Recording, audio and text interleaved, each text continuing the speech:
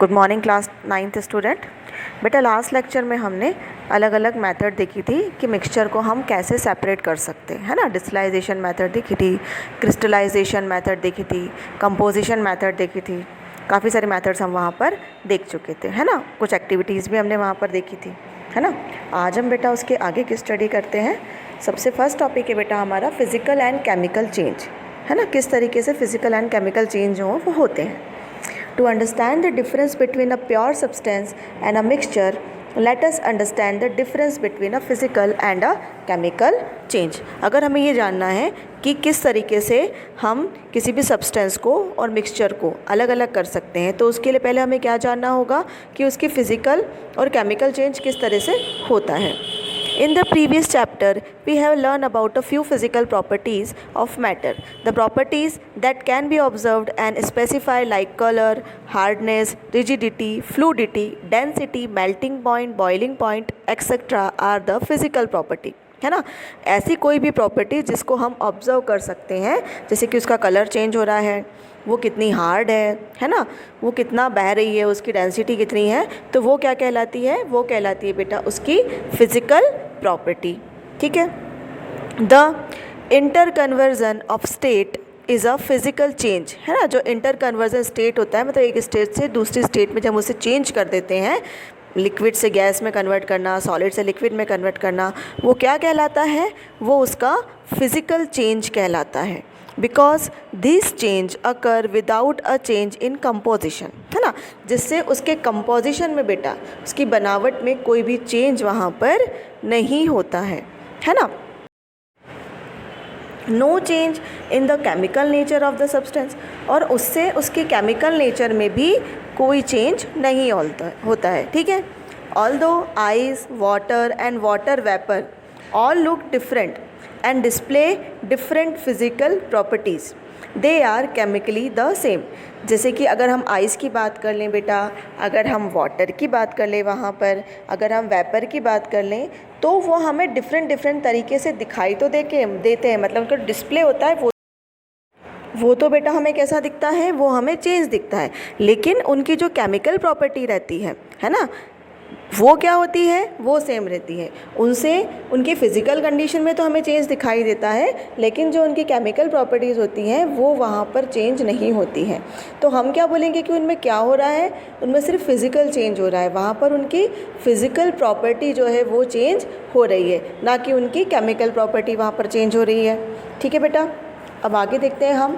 Both water and cooking oil are liquid but their chemical characteristics are different, they differ in odor and inflammability, है ना। अगर हम बात कर लें वाटर और कुकिंग ऑयल की, तो दोनों ही क्या है, लिक्विड फॉर्म में होते हैं, है ना। दोनों की केमिकल कैरेक्टरिस्टिक्स जो होती है बेटा वो क्या होगी, डिफरेंट होगी। दोनों की स्मेल अलग अलग होती है ना। दोनों की डेंसिटी में भी थोड़ा सा अंतर होता है ना। पानी की डेंसिटी अलग होती है वाटर की, कुकिंग ऑयल की डेंसिटी अलग होती है। We know that oil burn in air where is water extinguisher fire, है ना। हमें ये पता है कि अगर हम बात करें तो ऑयल जो है वो एयर के साथ में क्या हो जाता है, बर्न हो जाता है, जल जाता है। लेकिन वाटर तो नहीं चलता ना। वाटर तो क्या काम करता है, वाटर तो आग को वहाँ पर बुझाने का काम करता है। It is this chemical property of oil that make it different from water. तो ये किसके कारण होता है, ये होता है उसकी केमिकल प्रॉपर्टी के कारण। ठीक है। अब आगे देखते हैं हम। It is this chemical property of oil that make it different from water burning in a chemical change, है ना। उसके वो बर्न कैसे होती है, क्योंकि उसके अंदर कुछ केमिकल चेंज होते हैं। During the process one substance react with another to undergo a change in chemical composition.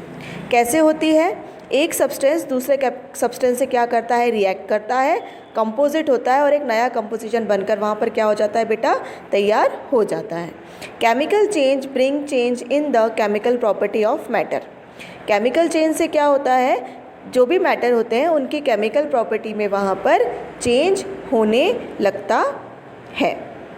And we get new substance, और हमें क्या मिल जाता है, हमें एक नया सब्सटेंस वहाँ पर मिल जाता है। A chemical change is also called a chemical reaction. Chemical change को हम केमिकल रिएक्शन भी बेटा बोलते हैं।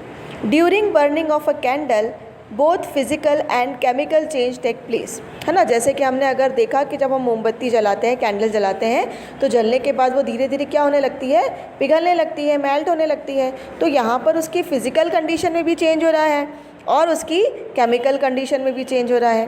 कैन यू डिस्टिंग्विश दिस, क्या हम उसे अलग अलग कर सकते हैं? कैसे करेंगे? क्योंकि हमने देखा है ना कि जब भी हम मोमबत्ती को जलाते हैं तो वो क्या होने लगती है, जब जैसे ही बर्न होने लगती है तो पिघलने लगती है, मेल्ट होने लगती है धीरे धीरे, ठीक है। What are the type of pure substance, अब प्योर सब्सटेंस कौन से टाइप के होते हैं, कितने टाइप के होते हैं? On the basis of their chemical composition substance can be classified either as element और कंपाउंड, है ना। उनके क्लासिफिकेशन हमने दो टाइप से किए हैं, उनके केमिकल कंपोजिशन के आधार पर। दो टाइप के होते हैं, एलिमेंट और कंपाउंड, ठीक है। सबसे पहले हम बात कर लेते हैं एलिमेंट्स की।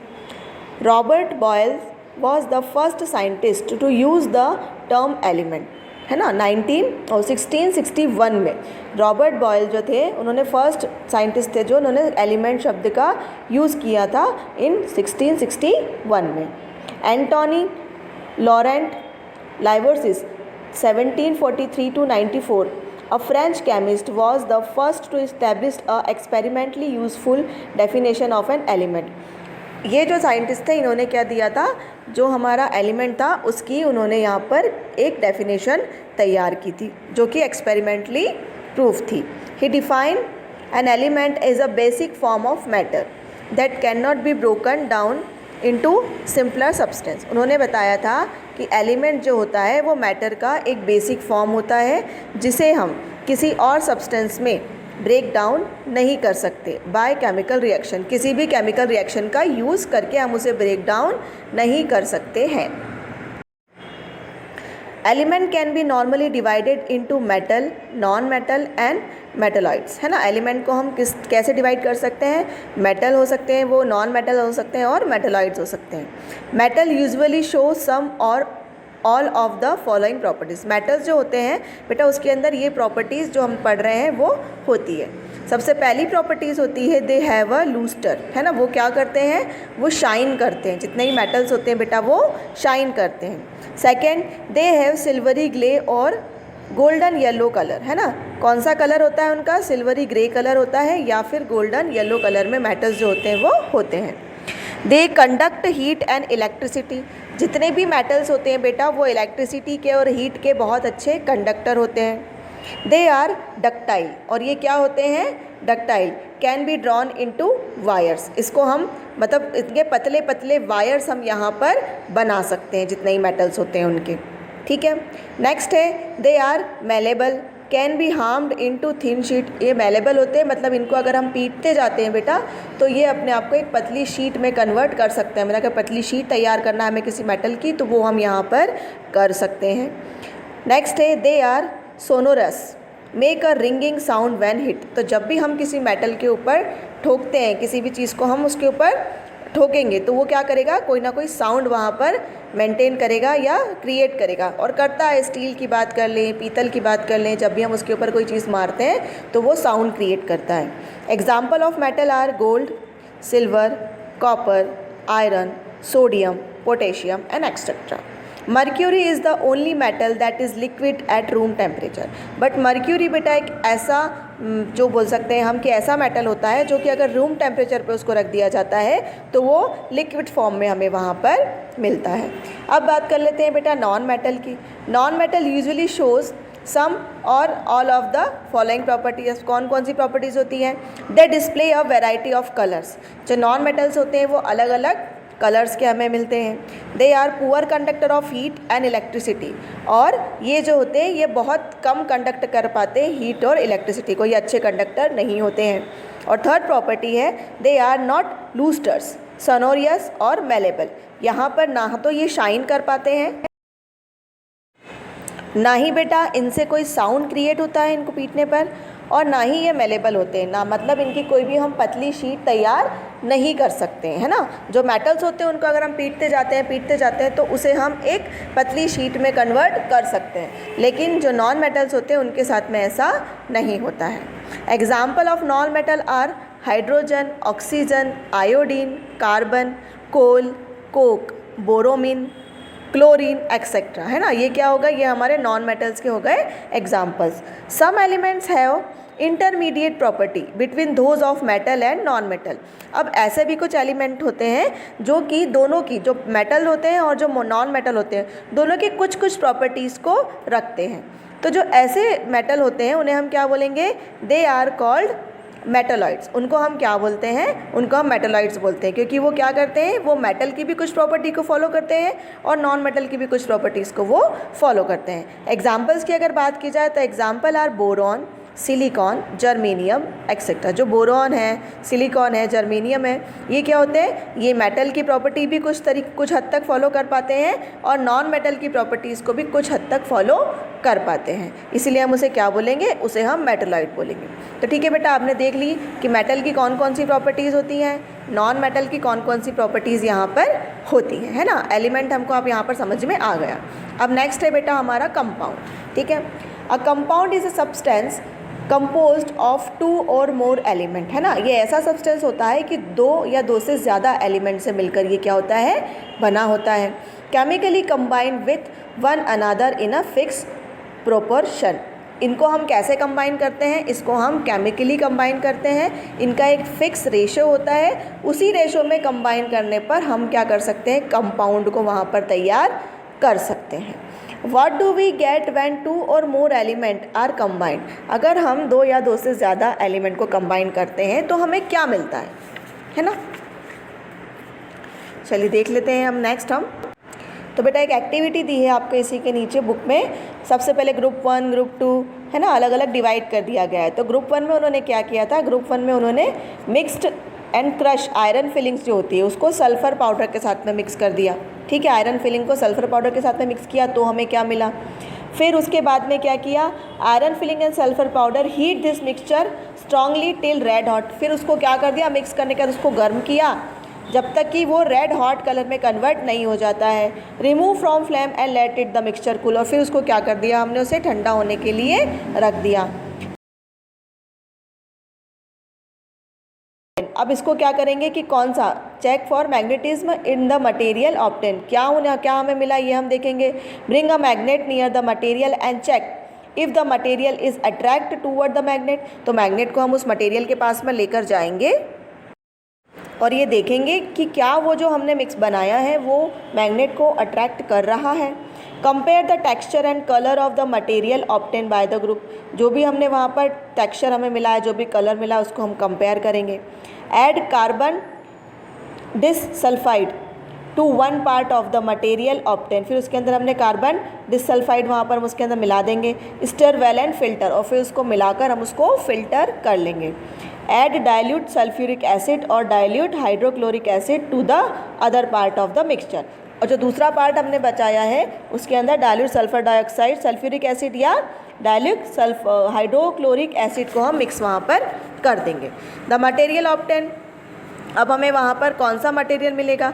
Perform all those about step with both the element. ये दोनों के साथ में हमें करनी है, जो आयरन और सल्फर हमने लिया है दोनों एलिमेंट के साथ में इसको हमें करना है, ठीक है। तो हमें क्या मिलता है, जो फर्स्ट ग्रुप हमने तैयार किया था, the gas obtain bye group 1 is hydrogen. सबसे पहला ग्रुप जो हमारा होता है उसके अंदर हमें क्या मिलेगी बेटा, हाइड्रोजन गैस वहाँ पर हमें मिल जाएगी।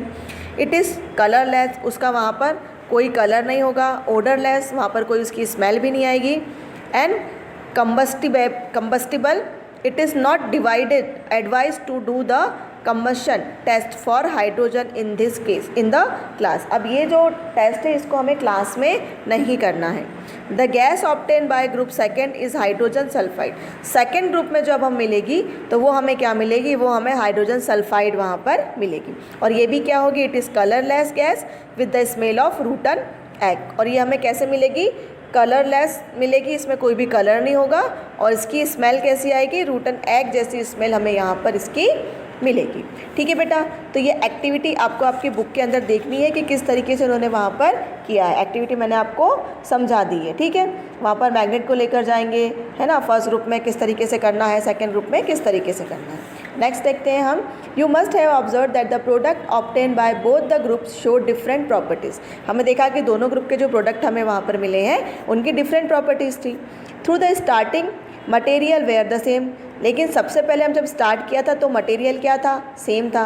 Group 1 has carried out the activity involving a physical change whereas in case of group second a chemical change. जब ग्रुप 1 में हमने किया तो हमें क्या मिला, वहाँ पर फिजिकल चेंज मिला, और जब ग्रुप 2 पर हम आए तब हमने वहाँ पर क्या किया, केमिकल चेंज हमको वहाँ पर मिला।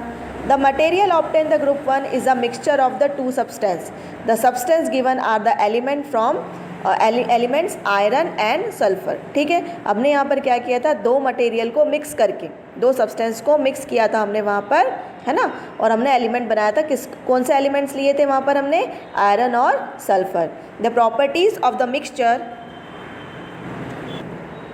Are the same as that of its constituent. जो भी उसके कंस्टिट्यूएंट्स है उसकी प्रॉपर्टी से वो क्या होगी, सेम होगी। मतलब जो हमने जो लिए थे ना एलिमेंट आयरन और सल्फर, उसकी जो प्रॉपर्टी होगी उस मिक्सचर की भी वो प्रॉपर्टी होगी।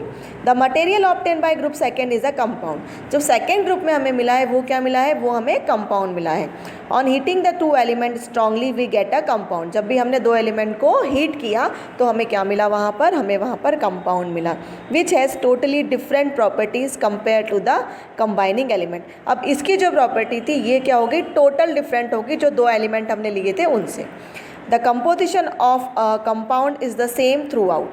लेकिन जो कंपोजिशन हमने कंपाउंड का लिया है वो हमेशा क्या रहेगा, अब उस प्रोसेस में सेम रहेगा। We can also observe that the texture and the colour of the compound are the same throughout. जो टेक्सचर है उसका, जो कलर है वो भी क्या रहेगा, अब पूरी प्रोसेस में सेम रहेगा।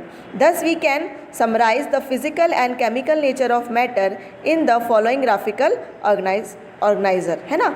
तो जो भी फिजिकल और केमिकल चेंज हो रहे हैं उसको हमने क्या किया, ग्राफिकल रूप में हम रिप्रेजेंट वहाँ पर कर सकते हैं। क्लियर है बेटा। ये जो ग्राफ है आपकी बुक में दिया हुआ है पेज नंबर 27 पर, तो इस ग्राफ को आप खुद देख सकते हैं। उसमें मैटर को प्योर सब्सटेंस और मिक्सचर में अलग अलग किया है, फिर प्योर सब्सटेंस को दो भागों में डिवाइड किया है, एलिमेंट और कंपाउंड में, और मिक्सचर को होमोजीनियस और हेट्रोजीनियस मिक्सचर में। अब हम एलिमेंट के बारे में भी पढ़ चुके हैं, हम कंपाउंड के बारे में भी पढ़ चुके हैं, हम होमोजीनियस मिक्सचर के बारे में भी पढ़ चुके हैं, और हेट्रोजीनियस मिक्सचर के बारे में पढ़ चुके हैं। तो ये जो ग्राफ है, ये ग्राफ आपको अब खुद स्टडी करना है, ठीक है। और उसके बाद में एक चीज़ और है, पेज नंबर 26 पर आपकी बुक के मिक्सचर और कंपाउंड के बीच में डिफरेंस दिया है, तो वो डिफरेंस भी आपको खुद रीड करना है और रीड करके उसको समझना है, क्योंकि मिक्सचर और कंपाउंड के बारे में पूरी डिटेल में आपको यहाँ पर समझा चुकी हूँ बेटा। इसी के साथ में हमारा ये जो चैप्टर है इसकी रीडिंग आज हमारी कंप्लीट होती है। क्लियर है, रीडिंग हमने आज यहाँ पर अपनी कंप्लीट कर ली है। अब नेक्स्ट लेक्चर में हम इसके क्वेश्चन आंसर्स के बारे में बात करेंगे।